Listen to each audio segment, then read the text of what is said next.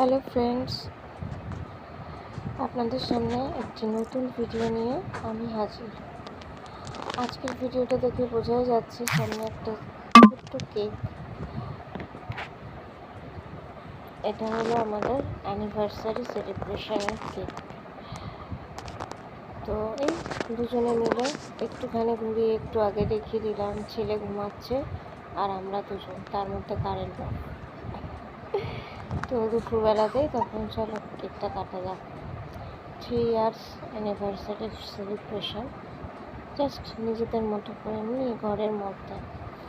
আমার তো কোনো রকম উচ্চাই ছিল না, আর বাবাই বললো না একটা কেক নেওয়া হোক। তো যাই হোক, এই নেওয়া হলো।